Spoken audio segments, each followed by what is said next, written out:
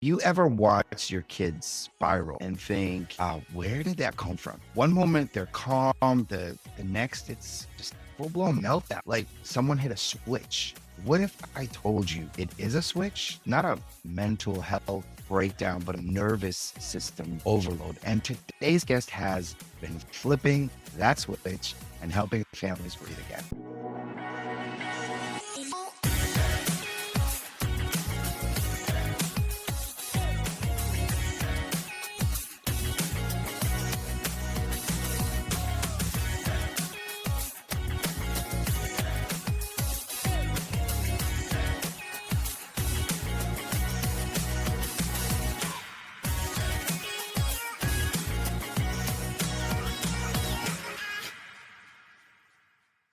Hey, friends, welcome back to Beyond Adjustments. We dig beneath the symptoms and find what's really going on in the body, the mind, and sometimes the parenting. I'm your host, Amin Said, and in today's episode, let's just say it's personal because if you've ever had a child deal with anxiety, or maybe you've been the one lying awake wondering how to help, this conversation's for you. Joining me is Dr. Josh Collingsworth from True Source Chiropractic. He's not just adjusting spines, he's helping families reconnect, regulate, and finally understand that behavior is communication, especially in kids. Dr. Josh, welcome to the show. Brother, look, this is the third time you're back on the show. I don't even know how to welcome you back. It's like, it's your show and I'm on it. Like, I'm so glad you're back. You know, are you ready, man? Are you ready to unpack some nervous system truth bombs today? I am. Thank you so much, Amin, for having me.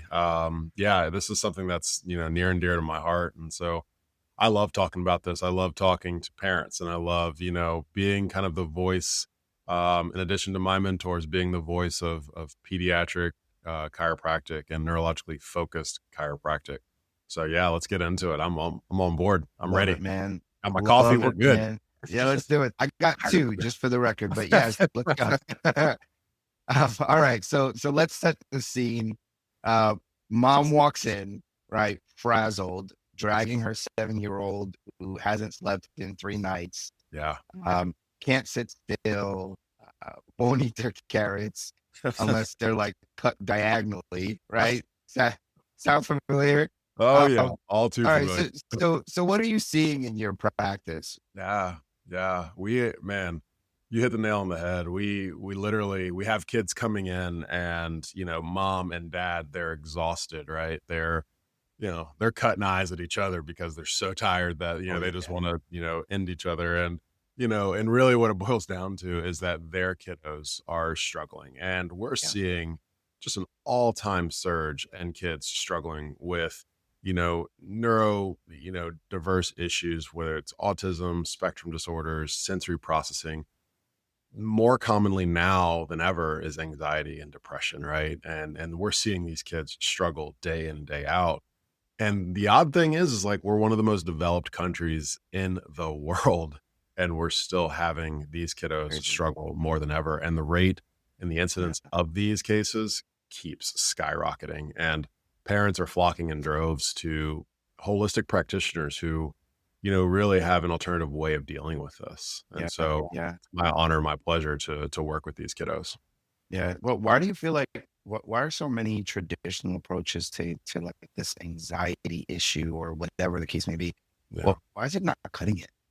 Yeah. I mean, if you think about anxiety and what's the remedy here in America, right? It's anti-anxiety meds. It's, if you have attention deficit or behavioral issues, it's ADHD meds. It's really just go into a bottle and look for solutions. And that's just realistically just not the answer. Kids need real answers. They need real neurological solutions.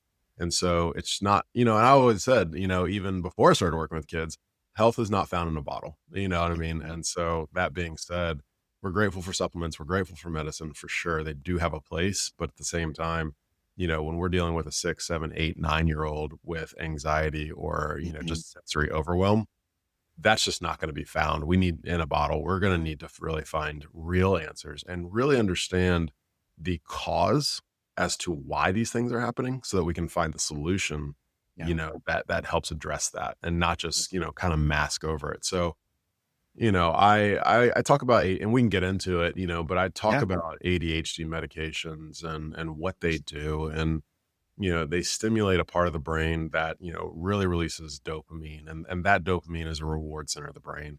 And so as you keep taking it, you need more and more and more. Yeah. That's why kids will start at 5 milligrams, jump to 10, 15, 20. And then now we're at extended release, right? And so, it just keeps building. You're never Yeah. really finding a solution. You're just adding more to it, It's a mask. Yeah, Yeah. it's a mask, unfortunately. Yeah. You use the phrase, or you have, I believe, anxiety is stored Hmm. in the nervous system, and I love that. Yeah. Yeah. But can you help parents and anybody who's interested in really understand what that actually means in real life? For sure. Yeah. So before I kind of dive into that, my grandmother used to say, my country grandmother, raised in North Carolina, she used to say, Josh, if you look too far forward, you're anxious. And if you look too far back, you're depressed. And you're only happy when you're looking at the here and now and present. And I was like, what is she talking about? Yeah, and, yeah. Wise woman. Yeah. she was full of wisdom though, because now when we actually think about anxiety, what is it, right? We are simply, all of the possible combinations of things to happen, whatever we're anxious about. It could be, what's going to happen, at summer camp, in a few hours, as we wake up.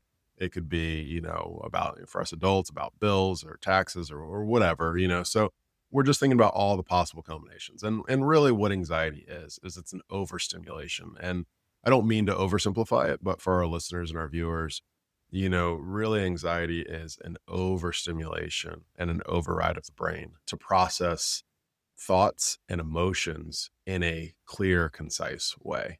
And Mm. so when we're talking about anxiety, it really does stem from the nervous system and from how the brain is processing. And so, when I look at anxiety, a lot of times we have physiologic responses to anxiety, right?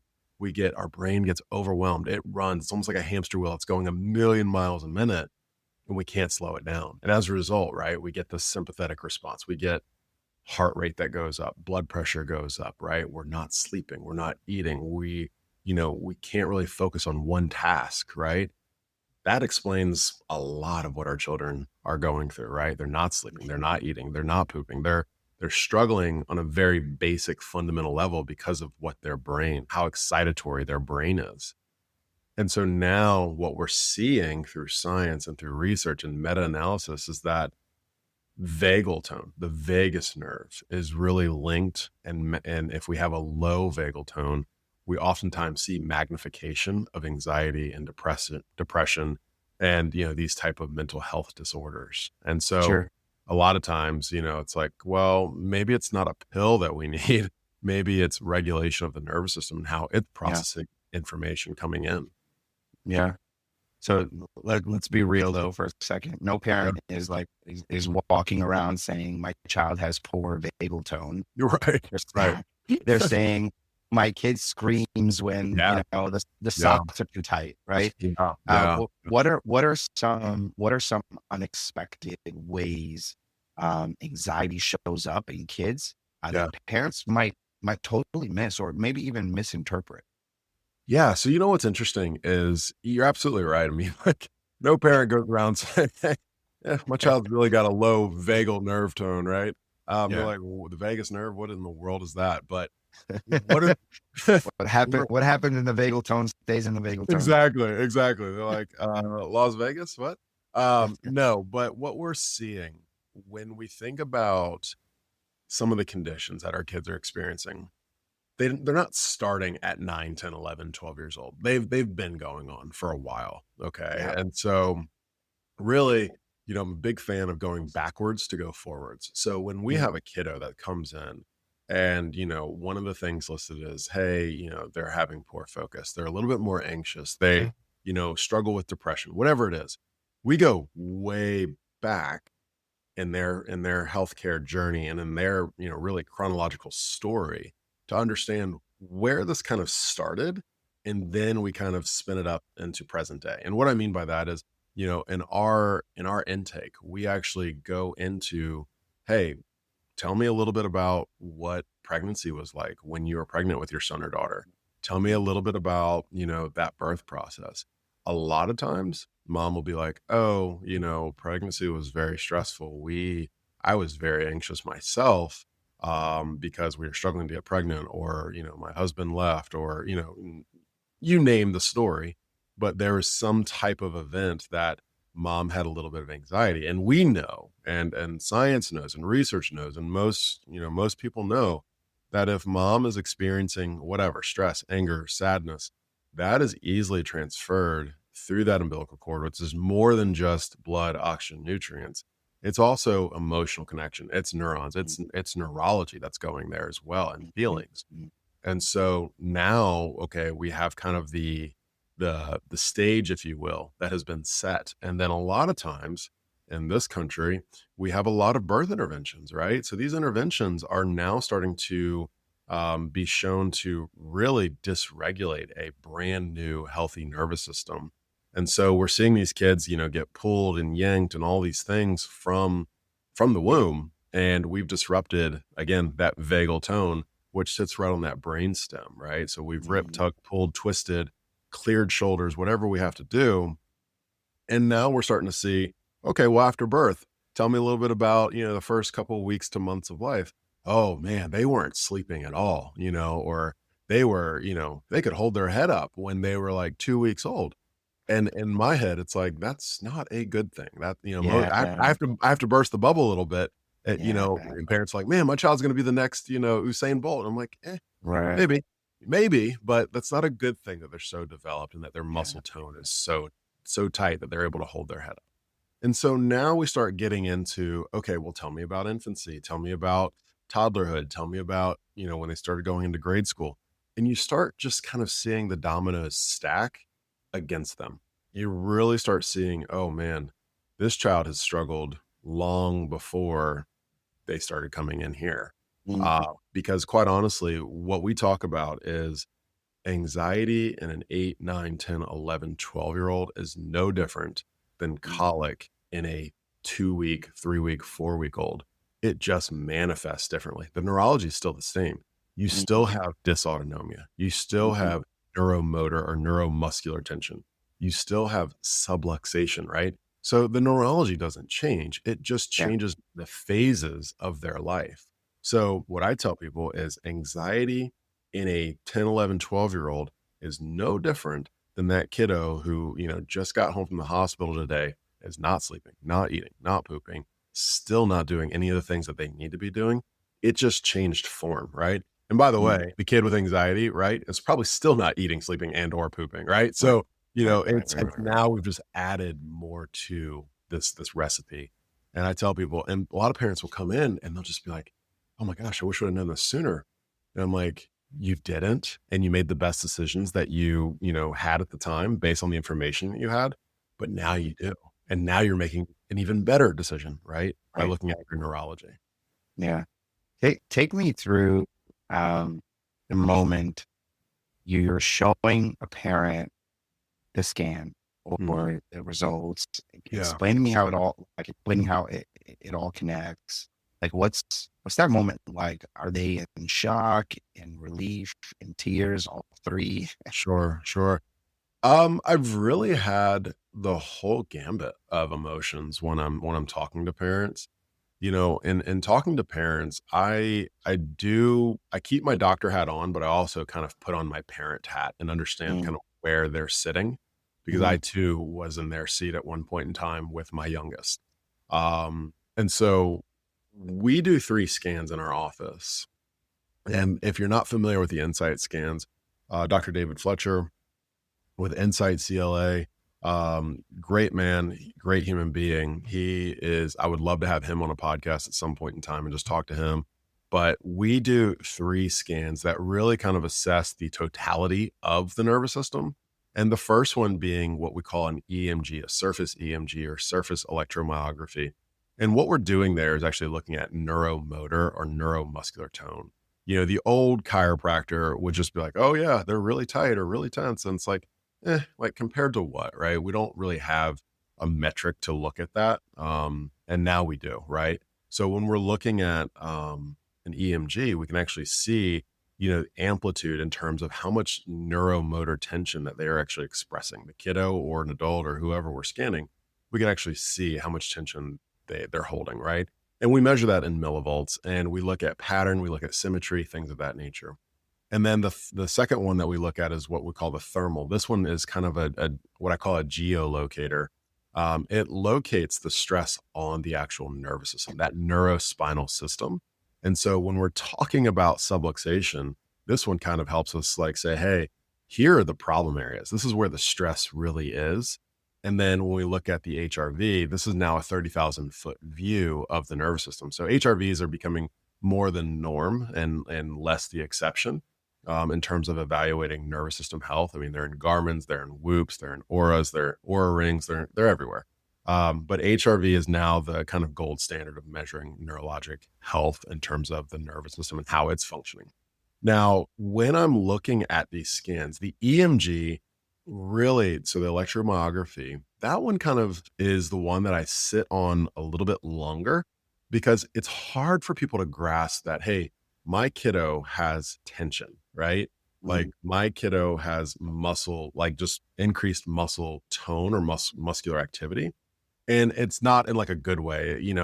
I have a lot of bodybuilders and stuff that come in here, or like people who are really into fitness. I'm like, wait a minute, I've got good tone. That's great. I'm like, very different than just having like definition, right? That's body fat percentage. What we're talking about is how is the nervous system responding? And we know that muscles are responsible for three different things, right? They're obviously responsible. The obvious one is for movement. Okay. So they help us move, right?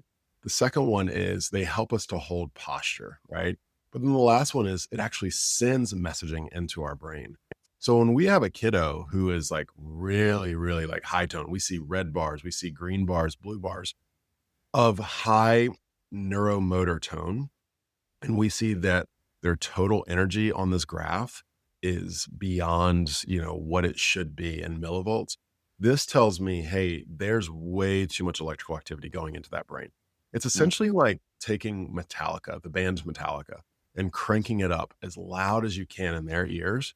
That's essentially when we see a kiddo who's got that much motor tone or that much tension, if you will, that is saying, hey, their brain is becoming just blasted and inundated with too much information.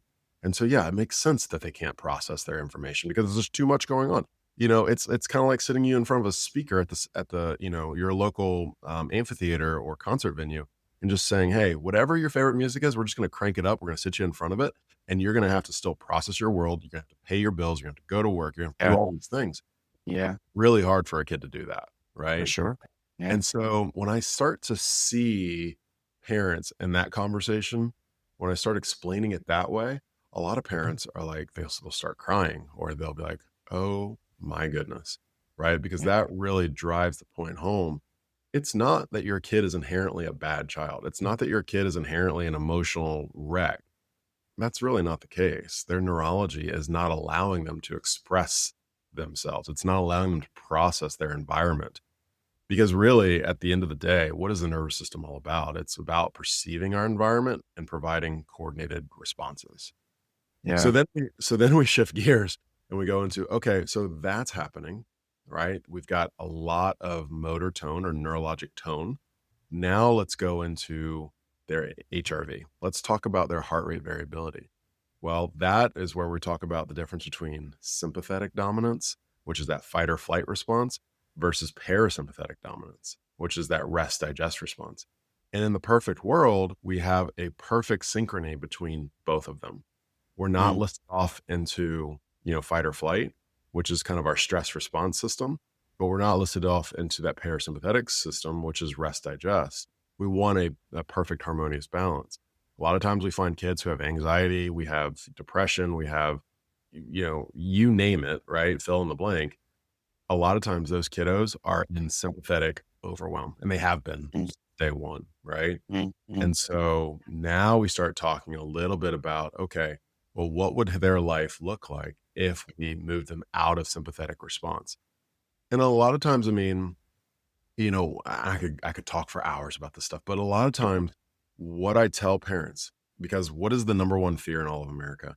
public speaking. I was like, if I were to tell you that you're about to go outside and give a speech in front of 5,000 people, what would happen?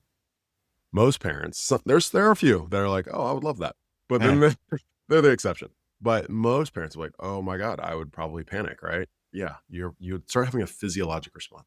Heart rate would go up, right? Respirations would go up. If you were hungry, you're no longer hungry. If you were thirsty, you're probably not thinking about drinking. If you were tired, you're now revved up, right? You're in survival mode. You're in stress mode. Now translate that into your child, okay? That same kind of stress response that you felt, that's what they're feeling day in and day out. And that's why they're expressing themselves the way that they are, is because their nervous system doesn't know whether they're running from a tiger or just going to school, right? And so, because to them, it's all the same. Yeah. To their nervous system, it's all the same. And so when parents start realizing how intense that feeling, how intense that processing, how intense their physiology is responding to the stress, then parents have that aha moment. Yeah. And then once I explain those two things, the EMG and the HRV, then we go into the subluxation component and we say, okay, we've talked about the what. Now let's talk about the why. Okay. And so now we go into the thermal, which tells us a little bit more about subluxation. It tells us a little bit more about, hey, they have stress on their spine. And by the way, it's not just stress on the spine, right? It's the neurospinal system. We're using the spine as a way to kind of explain this, but really what's in it, right? The spinal cord. We have the brainstem there, right? And right at the top of C1, right below occiput. And so now when we explain, okay, well, looking at their birth story, this is what happened. Actual movement that we tugged, we ripped, we pulled, we used a vacuum extraction, we used whatever.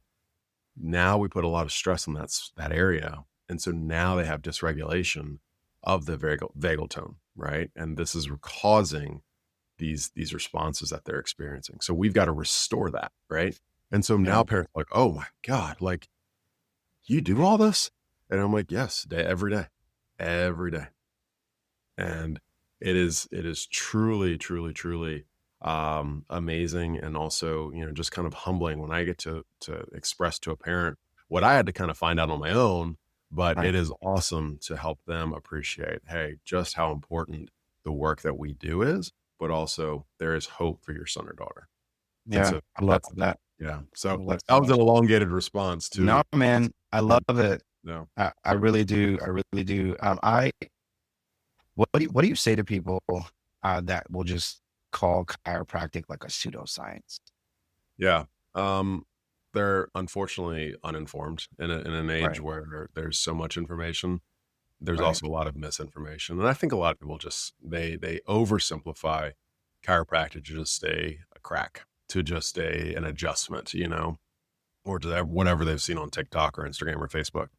And I tell people, I'm like, well, you might think that you understand what we do, but quite honestly, it took me 7 years into my profession to understand what we did.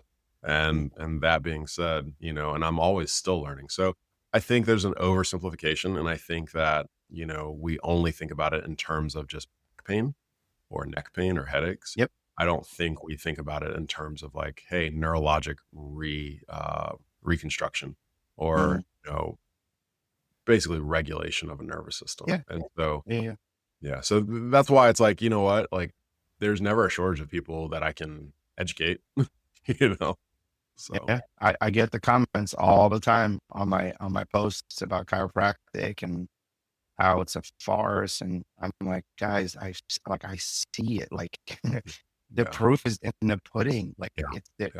Anyway. Yeah. Well, and I mean, all right. And just because it takes a little bit longer, not an instantaneous thing. It's not Amazon Prime. Exactly. We don't get it next day or even same day, right? We have to understand that neurology really needs two things, time and repetition. And so if we give it time and we give it the adequate adjustments or tonal adjusting, we'll start seeing changes. Yeah, for sure. 100%. All right. Let me ask you a challenge question. What is one belief about anxiety in kids that you wish every parent could unlearn? while there is a genetic link, it's not the end all be all, right? Mhm. Just because there's a genetic predisposition, or, mom had anxiety or dad had anxiety or grandpa had anxiety, it does not necessarily mean that their child or grandchild or what have you are going to have it. Now they could, but also understand that if grandma and grandpa or mom and dad had it, they're probably just as dysregulated and probably have the same set of, issues that we just mentioned, but they just haven't been addressed, right? So I don't love when people are like, "Oh, it's just genetics." And it's like, genetics play a major role in a lot of different things. I'm not going to, there's a reason why both my boys look the same, for the most part. But at the same time, genetics really kind of lay the foundation of, just because a gene is there, or just because, the potential for a gene to be expressed is there, does not mean it'll necessarily express itself, right? We have to have triggers. We have to have subluxation. We have to have, various things for those genes to be expressed. Mhm. And so that's kind of where I go with that. Is it's not always just a genetic. It's as simple as saying, "Oh, well, it's just my genetics." It's like, I feel like that's a cop out a little bit, because there's a Yeah. reason why those are being expressed. Gotcha. Gotcha. Um, just had a thought in Sure. my head. Not necessarily related to my child's question, but I was kind of going back to um, when you were talking about explaining to the parents that their kids are acting out because of this or because of that. Mhm, Here's a real question for you, mhm. because some of that, um, and I think you would agree, some of that could also be related to parenting style. For sure. I'm just For just sure. being real, right? Yeah, yeah, Um, yeah. so so Nature so versus how? nurture. Actually, sorry, can you pull your mic forward towards you because I'm getting a lot of feedback. Sure. Yeah, that's good right there. Better? Yep, feedback's up just a little. Yeah. Okay. Um, yeah, there's still feedback. That's okay. We'll deal with it. No big deal. So yeah. So how do you deal with that situation? Because, or how do you know when it is one over the other? Like, it's Yeah. kind of hard to navigate now. Yes. I mean, I go back and forth, right? Um, and truth be told, I'm not a parenting expert. I'm just not. What I 100%. am, yeah, no, we're all figuring it out, right? Right. But Right. but at the same time, I am a neurologic based chiropractor, and that is my area of expertise. And so when I, maybe am looking at a kiddo and saying, "Hey, there's obvious neurological deficits here." Sure. Well, I use the scans to kind of show me that, because we use subjective and objective, right? Not just subjective measures. We don't just have parents come in and be like, "Oh, my child misbehaved today," or X, Y, and Z. We also use the scans to kind of show us, hey, that actually kind of tracks. That makes sense. So for me, I rely heavily on scans, but I also Mhm. rely on learning that family, right? Learning the dynamics there, learning, okay, well, this little girl or this little boy, they just had a younger sibling be born, So yeah, they might be feeling a little, angst, or might be feeling a little, left out in the cold, so to speak. But my job is not to dictate parents and what they do day in and day out. There's subtle things I might say, hey, try this instead, or reward systems or whatever. But at the same time, like, that's not my role. My role is to get their kiddos as neurologically balanced and Mhm. regulated as possible. So I don't dive into that world too often, unless there's like some obvious things that I'm seeing in the office, or hearing about outside the office. But I really, really, really rely heavily on those scans and what they tell me. Now, if, for instance, we had a little girl. Unfortunately, there was a very bad incident a few weeks ago in Norfolk, Virginia, where, little girl was at a church, at like a summer camp at church. And unfortunately, there was like a shooting in the parking lot, and, no one was hurt, thankfully, but scary, right? Especially Sure. when bullets are, going through the church and whatnot and landing right above kids' heads. And Okay. so we had one of our patients who was there, and it was just one of those situations where it's like, hey, I'm sure that affected her in some way, shape, or form. Let's check her HRV. Let's see where she's at and see how her nervous system's responding to that. And fortunately, we'd been working with her for a little while, so her nervous system actually was doing pretty well. But in talking to her and things of that nature, I was just like, just trying to get a gauge of where she's at. And I just told mom, I was like, there might be a necessity to like maybe do a few sessions of counseling just so she can like talk therapy, talk it out a little bit. But from a Right. neurological perspective, That's she's good. actually doing well. So Yeah. it's just looking at the whole patient. It's I not, see. I yeah, see how you do that. That's good. yeah, yeah, That's good. I like how you use what you know to talk about what you know you don't necessarily call yourself an expert in. So like what you are an expert in helps guide the conversation outside of those walls. So I 1000%. love that. Yeah, Love that. That's 1000%. awesome. So you're helping parents see, their kids differently. And, and honestly, Dr. Josh, that's a gift, really. Yeah, But let's talk about what happens after that yeah, aha moment with the yeah, parents, right? When the care begins. yep. So let's talk about the adjustment itself, right? Mhm, When they mhm, back top or, mhm. whisper to the nervous system like a chiropractor would, right? But what's happening neurologically during Sure. or right after an adjustment that helps a child calm Yeah, down? for sure. So, that first, we call it an ROF or report of findings. We're going over scans, right? We're telling the parents, this is the what, this is the why. And now, okay, here's how we address this, right? And so I'll take them out to the adjusting room, or the adjusting bay that we have. And, we'll put them on a table and I'll walk them through that first adjustment.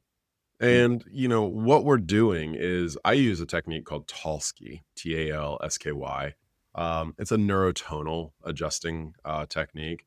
I have a myriad of different techniques that I use depending on what's presented in front of me. But at the same time, I'm explaining what's going on. And so as we're adjusting and we're looking at the sacrum and we're looking at the occiput and we're looking, kind of that sacro-occipital technique and we're looking at neurologic tension and I'm working on them, I'm observing the patient, I'm observing the kiddo, and I'm looking for kind of this deep respiration, right? So as I'm kind of sitting at the base of their skull or at C1, C2, or even at the sacrum, I'm observing their body mechanics. And a lot of times you can see a kid go from kind of like pent up, stressed, muscle energy turned on to kind of like, whew, that actually feels kind of good, A lot of a lot of kids, if they're able to, if they're speaking age or, older,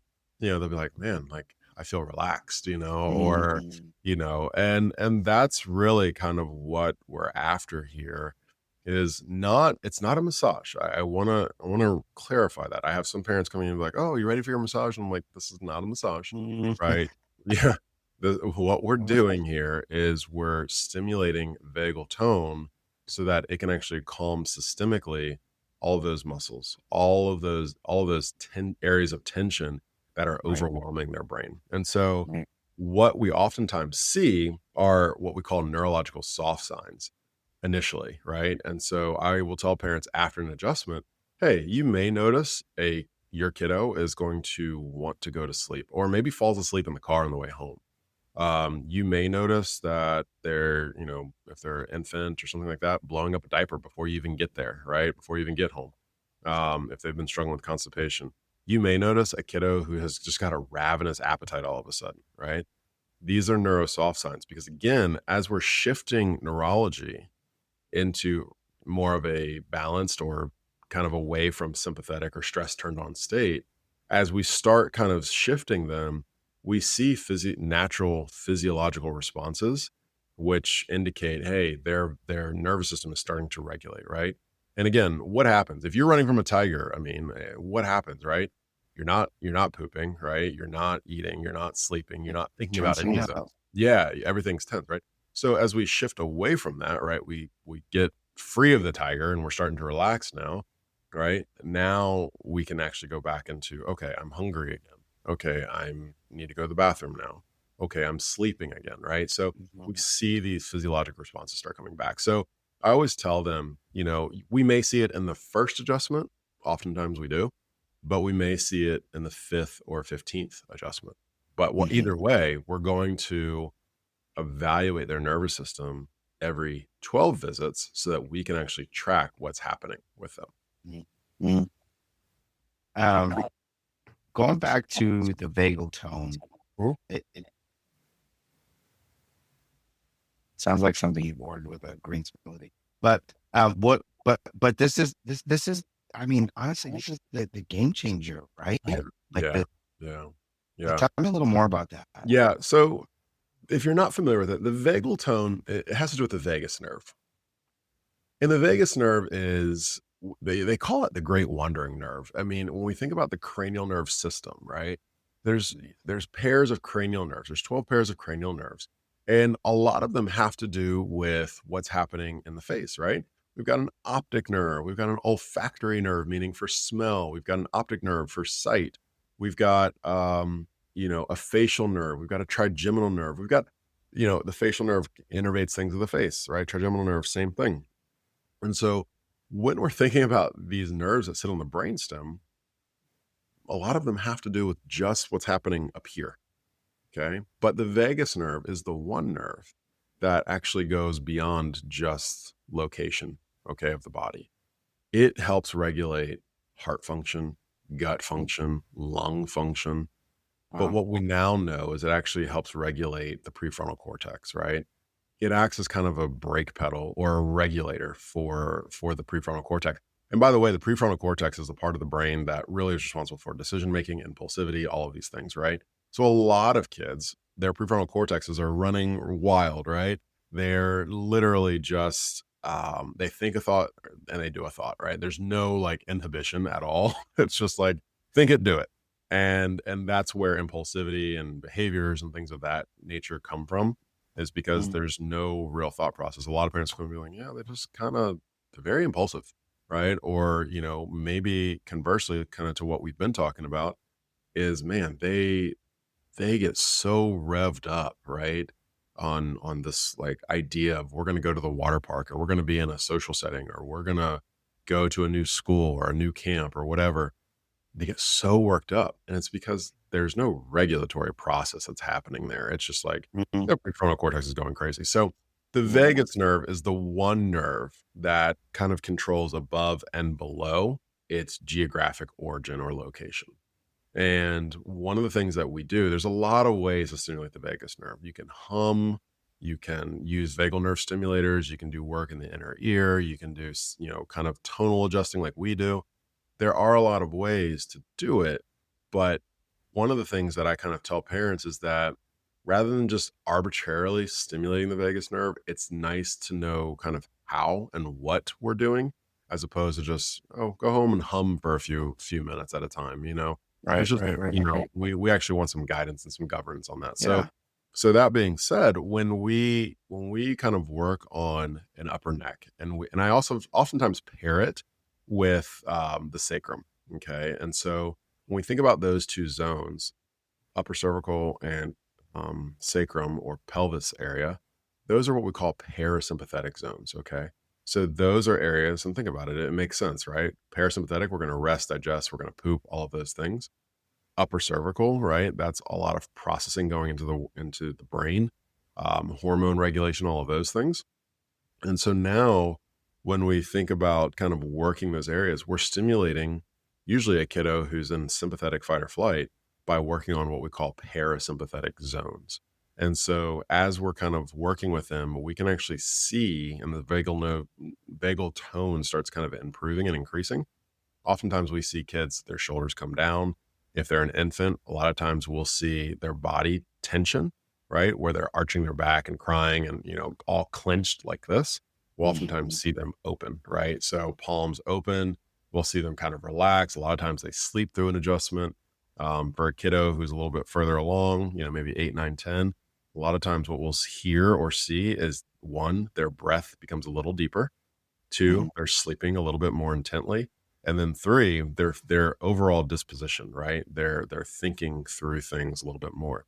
Now, it doesn't preclude them from being kids, right? They're going to be kids, but and make kid decisions sometimes that are For not sure.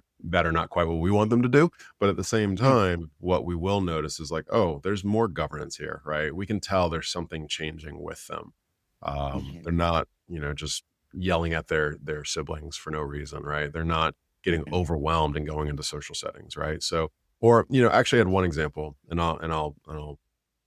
we'll move on. But like, I had one kiddo who she was a sensory processing kiddo, but she had anxiety with this, and mom and her went on a trip on a plane, and when mom got back, she was like, "That was the best plane ride ever." There was no like I didn't have to like physically drag her onto the plane. She mm, walked the plane. She was calm. She actually enjoyed it, and she's like, and trips past, that has not been a thing. It has been, mhm. anxiety, anxiety, anxiety to the point where physically having to like manhandle her onto the plane, right? Strap her, Wow.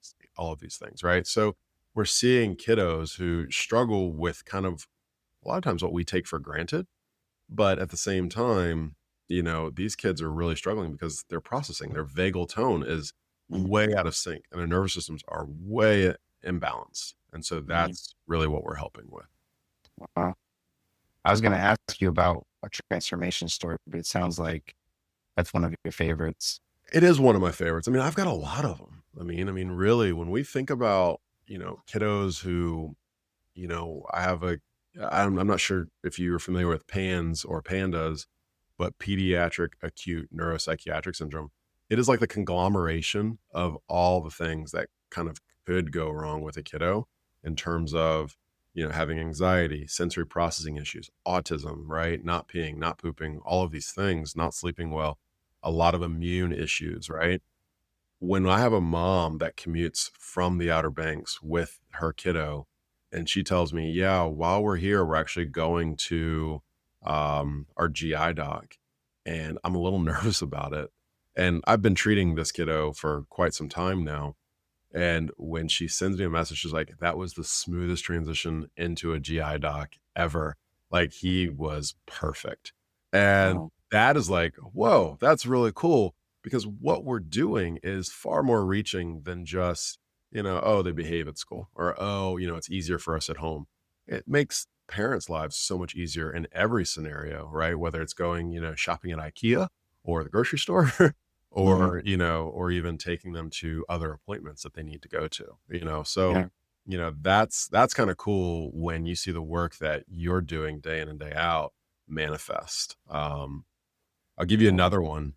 Yeah. Actually, my best friend, um, they have two little girls. Their youngest daughter, she was very, and I always go back to colic and constipation, but she was very colicky, right? So very, very like sensory, in terms of like not wanting to sleep, not wanting to eat.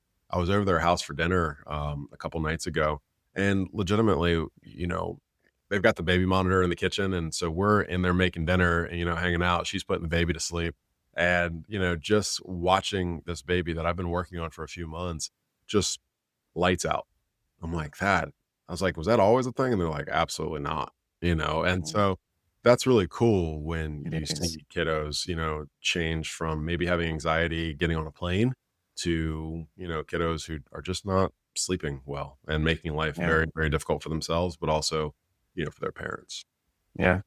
And for the parents listening, um, I would say think of a vagal tone like an emotional bounce back. Like the better it is, the less likely your child's going to go into like Hulk mode after a math test or like Yeah, steal a yeah. juice box or something, right? Yeah, I mean, we call that, adaptability, right? So, like, the Yeah. more on our HRV, we've got, autonomic balance and then kind of this autonomic adaptability.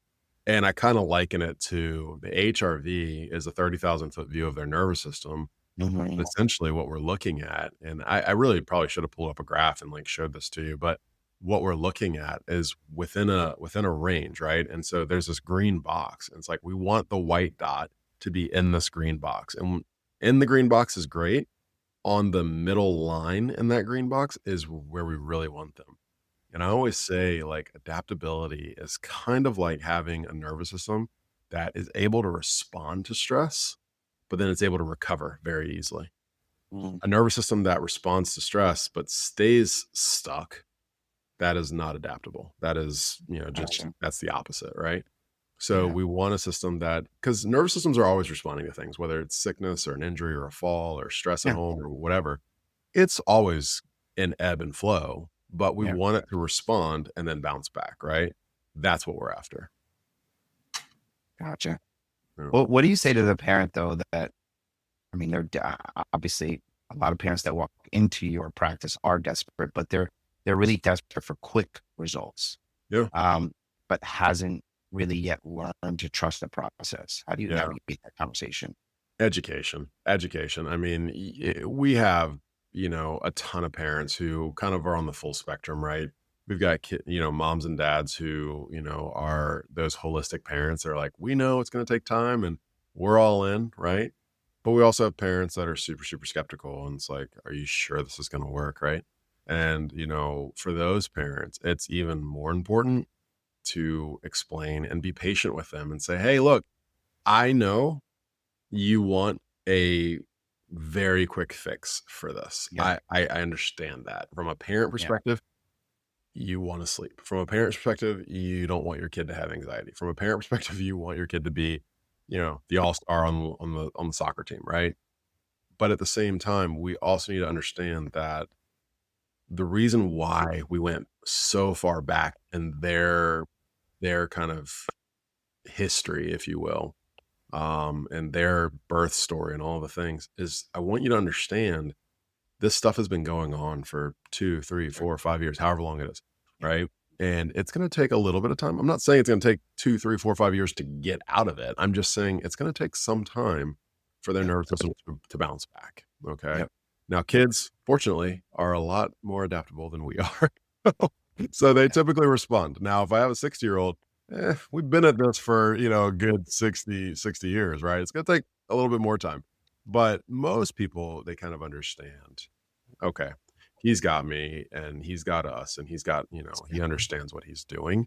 But then along the lines, as we're coming in for their third visit of the week and they've been doing this for 4 weeks, there is a kind of a moment where it's like, okay, I need to reiterate and re-educate all the time, right? So I'm constantly giving them little pearls of wisdom, and my Yeah. staff is too. They've been trained on, hey, they are doing so well, but look at the milestones that they've achieved since receiving care here.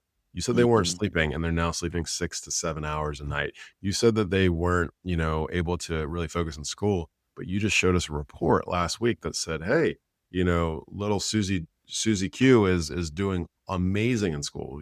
I've really noticed a turnaround. Whatever you're doing, keep doing it. Right. So we have to kind of reiterate because, oh, how quickly people forget where they started. Right. Once they Oh start. yeah. Well, Oh, 100%. That applies to like every area of our life, Dr. Josh. 1000%. 1000%. We forget just how much pain we were in when Yeah. we're Oh yeah. feeling good. Right. Yes. So, 1,000%. Whew. so Okay. I'm over here wondering if I like need to book a follow-up appointment for my inner child. yeah, But all come right. So handle it. We'll walk through that. How about that? I'll give you a visit. We'll talk about it. Let's do it. Let's zoom out though, because when honestly, when a kid heals, it affects everyone in the Yeah. house. So what I'd like to talk a little bit about here is the family, the mission, and really the future, right? Yeah. Yeah. Why is it so important, Dr. Josh, to support the whole family Mhm. and not just the anxious kid? Yeah. I mean, it's important because really it's not just a kid who's got a nervous system, right? I mean, if you're a parent and your child is struggling with whatever, Mm. broken bones, struggles in school, emotional dysregulation, whatever it is, how you're affected as well, right? And as a parent. And so your nervous system is being taxed. Your nervous system is you're probably that's probably how you found us was late night searches, right? After your kid just threw, an emotional cascade of things Yes. that happen before bed, right? So Yes. so it's so important for us to see the bigger picture is that yes, a lot of times parents will be like, just take care of my kiddo. Okay, cool. Yeah. We're gonna take care of him or her, Yeah. and we're gonna get them to a place of emotional regulation. We're gonna get them to a place of neurological Yeah. regulation. But then after we do that and we get them on a wellness, guess what? You're next. True. And the Yeah. reason why is because there are 100% of the time, parents are struggling. And it's usually, honestly, I'll tell you the order. I mean, it's usually the kid, then the dad, then the mom, right? Mom Mhm. is usually putting herself last. Last. Yeah. Yeah, and I see it all the time. And I understand it. A lot of times families, few and far between, can't afford care for everyone at the Right. same time. But they will say, hey, after, Johnny gets squared away, I'd like my husband to be seen because he works a lot. And it's usually like back pain, but then we start talking about like neurological and Sure. on the intake, dads, they won't tell their wives, but they'll be like, oh, I struggle with a little bit of anxiety too. Or, Yeah. Yeah. Yeah. I don't sleep very Yeah. well, but I'm Yeah. never going to admit that to my Of wife. And then, course. we have a conversation with the wife and the Sure. husband, and it's like, hey, Yeah. you noted that you put, and the wife's looking at him like, you deal with that? Yeah, I did. Didn't realize this was a therapy session, but okay. Exactly. Yeah. Yeah. So then when we start having those conversations, it's like, okay, well, he's dealing with this. What are you dealing with? I'll oftentimes look at it and say, what are you dealing with? They're like, oh, X, Y, and Z. But I really just want to triage my husband. I'm like, well, at some point we need to get you too, because Mhm. quite honestly, you guys are a family. And as a family, you guys integrate. And a lot of times, if there's stress in the household, it's not just one person, it's everyone who's stressed. Yeah. Yeah. For sure. And if I've seen it, I'm sure you've seen it 100 times, but it's not just one person really out of alignment. It's really the family dynamic, right, One. itself that Yeah. needs an adjustment too. Yeah. So, Yeah. What do they say? The family that gets adjusted together stays together. Yeah. oh, well, dude, that's so true. Like, yeah, I know it's funny, but it's like there's some truth to that. Oh, for sure. All right, yeah. So, okay, so and I know we touched on this a little bit earlier because I kind of asked the question of how do you handle situations where, okay, some of it might be parenting, some of it might actually be, the nervous system and whatnot. But so what's the difference, between kind of the rebellion and dysregulation, Yeah. and how can really understanding that shift, um, and like, how can that help the way parents react essentially in a For sure, situation? for sure. Yeah, I mean, I get that question a lot, and what I tell people is an adjustment is not going to make a kid robotic. Like, let's just get that notion out of the way.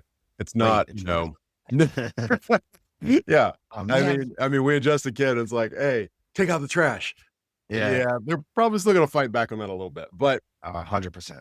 that being said, really what we're after is more function based Mhm. and Mhm. less of a situation where it's like, oh, they just do everything I ask them or tell them at Yeah. a moment's notice. That's not, that's just not reality. That's not children, Yeah. right? And Yeah. understanding kids are going to be kids. Kids are going to be inquisitive. Kids are going to ask questions. Kids at times in certain phases of life will be a little bit harder to be agreeable with, in terms of, they're testing their boundaries. They're, seeing all these things. So what I tell parents is, look, at the end of the day, if we can get Johnny and Susie to be more regulated, right? And make more, have more kind of logic to their processing. And what I mean by that is how they're processing. It's not just jumping from point A to point B, or excuse me, point A to point Z. There's a B, C, D, E. There's some steps there. And what that looks like is a kiddo who, is less impulsive. What that looks like is a kid who's doing the basic functions really, really well. And I know I keep going back to this, but it's so true, right? When they're doing the basics really, really well, that's when a kiddo is regulated. Yeah. Yeah. And then we can evaluate parenting styles and Yeah. disciplines and all of those things, right? Yeah. I'm the first to admit, my kiddos, they're very, very regulated because they've been adjusted. They continuously get adjusted at a minimum twice a week. But at the Mm, same time, like my parenting style is, I hold them to standards, right? So sure. again, I don't sit in that camp because again, they're here for neurological regulation. But at the Mhm. same time, I'll have parents ask me, well, how do you parent? Your kids are so well behaved. I'm like, I hold them to a standard, just like every parent does, but Yeah. some Or standards are should. a little higher, some are a little lower. It just depends Yeah. on their Yeah. upbringing. But Yeah. yeah, I don't get Yeah. too involved in that world. But at the same time, like Gotcha. I had one I had one parent tell me, like, man, they're just not sitting still. Can you just adjust them real quick? And I'm like, if it worked that way, like I would be a bajillionaire, right? Because I'd Yeah, actually, seriously. Yeah, yeah, yeah. yeah. I was like, but really, what's happening here is they just become a little bit more regulated in terms of, hey, I'm able to sit still, right? It's not going to be right out of the bat. There's not one adjustment that just makes them sit, right? They're not Yeah. dogs. So, Yeah. it's just funny the conversations that come through here. But I'm very methodical and I'm very intentional about the conversations that I have and how I have That's them good. and what are reasonable Good. expectations. I love that. I love that. All right. I want to talk about your why. We have talked about your why in the past. Yeah. I'm pretty sure I know your answer to this question, but um, uh, for those of you meeting you for the first time on this podcast, why did you choose this path, Dr. Yeah. Josh? Like why are you so focused on this population, really? Yeah. I love working with kids. And Mm, honestly, when I first got into chiropractic, it was like, I'm going to work with athletes. We live yeah, in, Hampton Roads and Virginia Beach, and a lot of Navy SEAls are housed here, right? We work with Navy SEALs and CrossFitters and all the things. And for a while I did, and to a degree I still do. Um, but at the same time, when my second child, Jude, was born, a lot of trauma, a lot of dysregulation, and you know for Jude, watching, any parent watching your kids struggle, that's never fun, right? And we're mm, always mm, looking for alternatives and ways to fix it, so to speak. mhm. So when he was born, I mean, he was an emergency C-section, nuchal cord, meaning the umbilical cord is wrapped around his neck. And, you know, they're just like, every time mom's contracting, that noose essentially is getting tightened and tighter. And this is how CP is, brought on and things of that nature. So we elected for an emergency C-section, and that was traumatic as well. And so what we noticed was we had a irritable, colicky baby that struggled with the basics, right?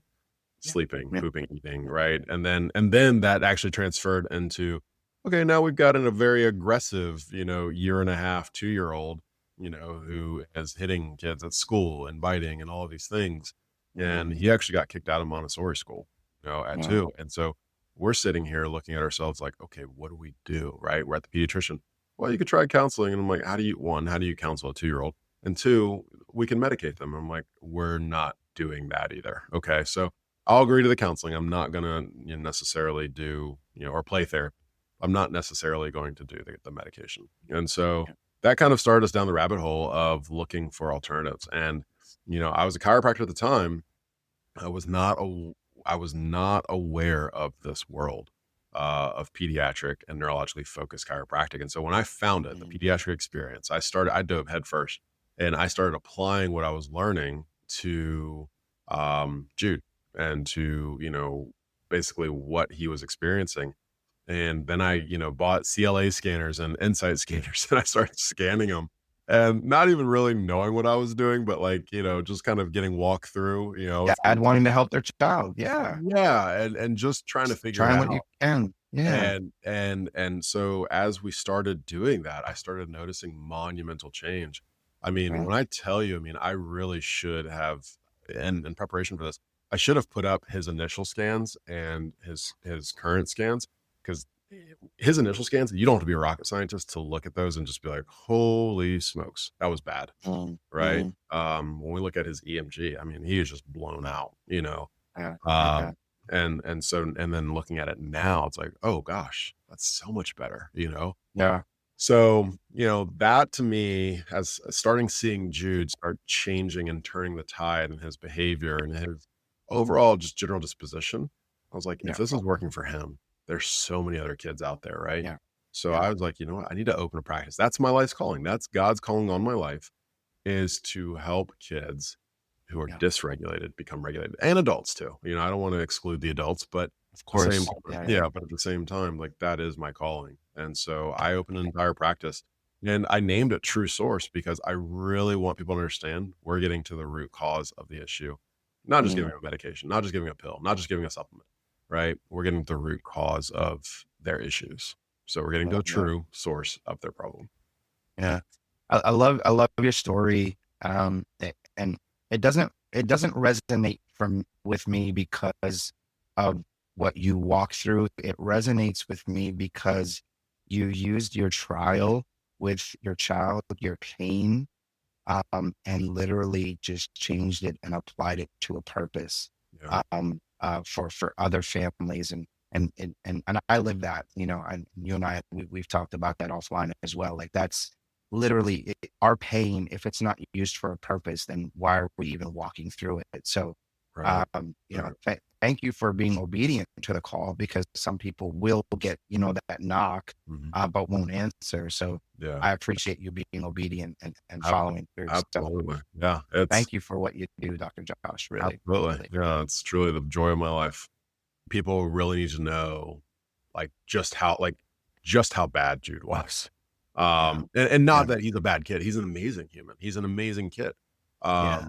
Obviously I'm biased because he's mine, but at the same Uh, time, like looking at him from a neurological perspective, oh, he was a mess. He was an absolute mess. And so yeah. I Yeah. actually bring it up sometimes when I'm going through kids' scans. Like, Mm, just for point of reference, I want you to see where my kid was and mhm. where he is now. And so a lot of times when I do that, parents are like, oh, wow, like you do have a Yeah. personal story with us. And I'm like, Yeah. Yeah. yeah.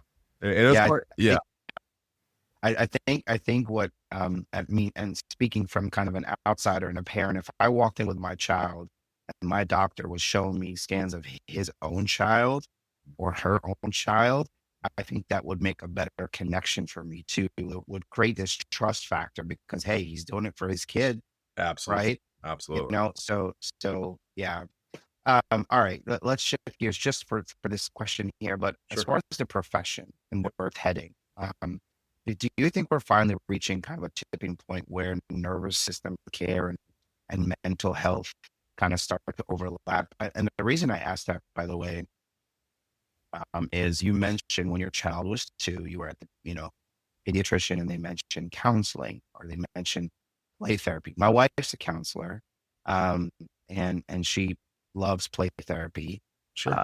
and there is a place for that, right? But do you think that there's we're at a point where there's an overlap there between kind of the mental health and the nervous system care? 1000%. I mean, I think that as counselors and psychotherapy has been a lot more widely received Mhm. for longer than chiropractic has. Yeah, yeah, Um, and I understand why, because honestly, as a chiropractor, we can't even agree amongst ourselves half the time.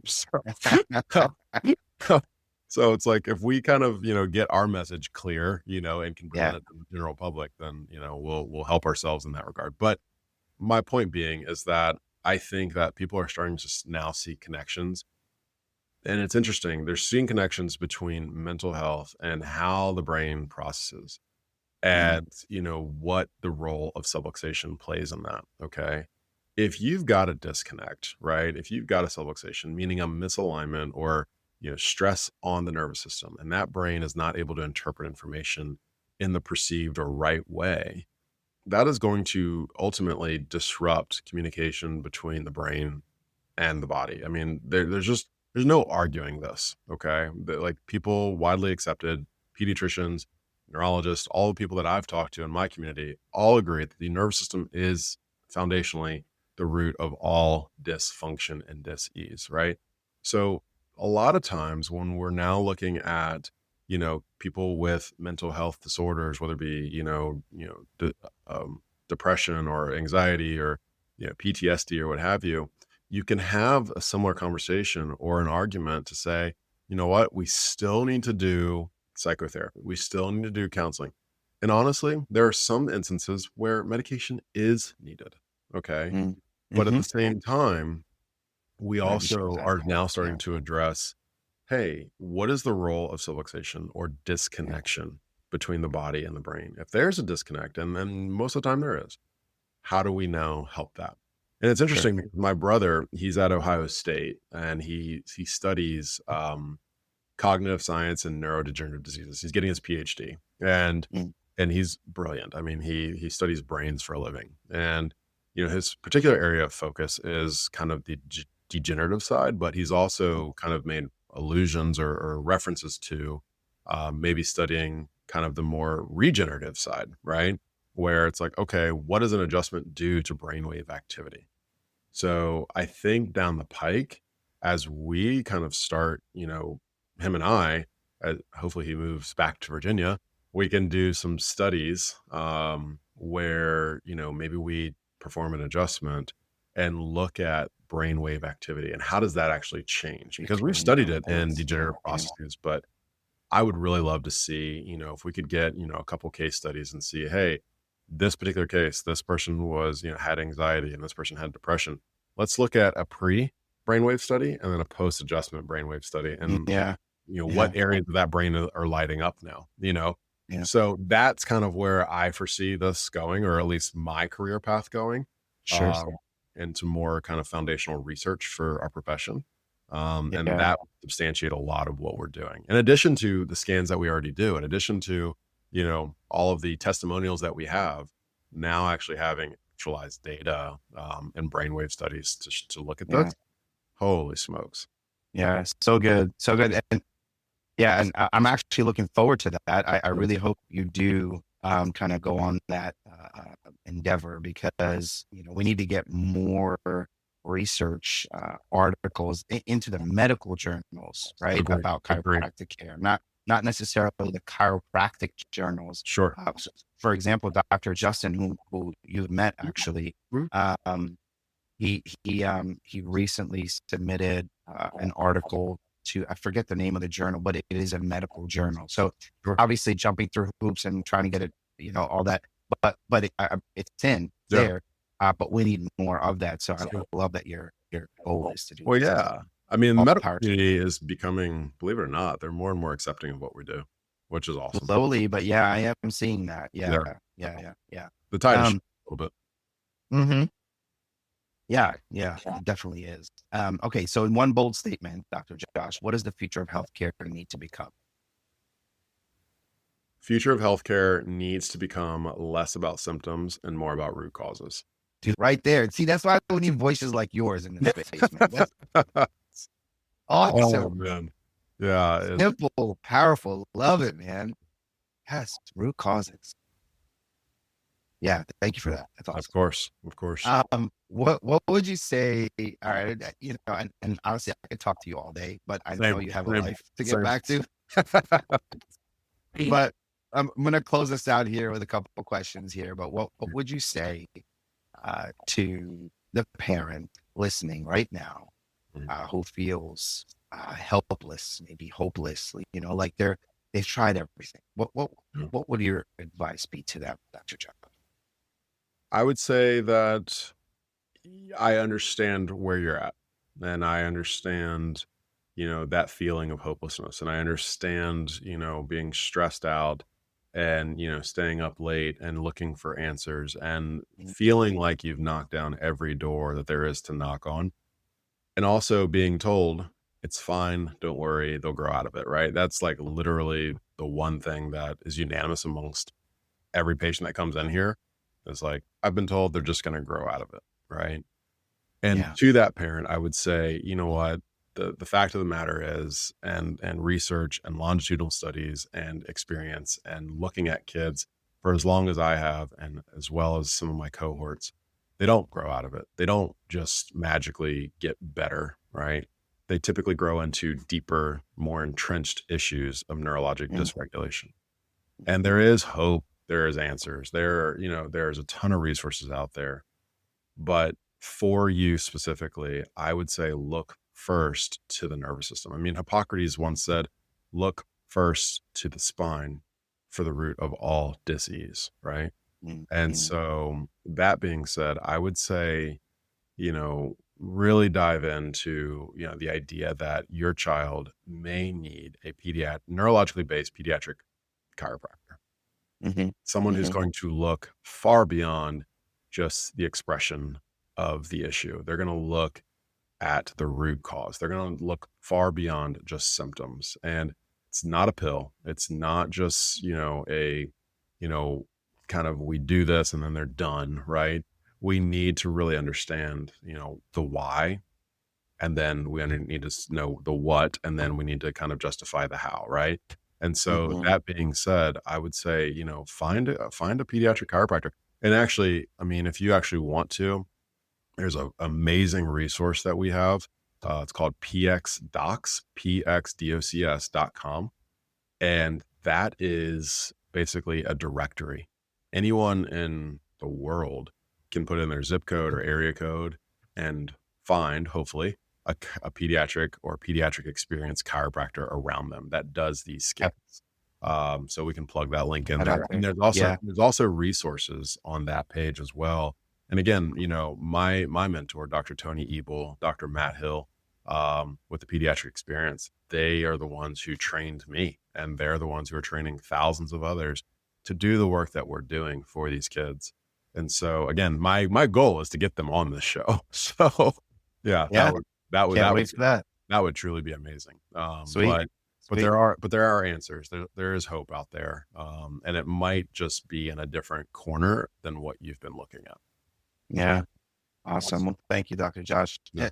For folks that want to find you, connect or get plugged into, what you're doing at True Source, what's the best way for them to do that?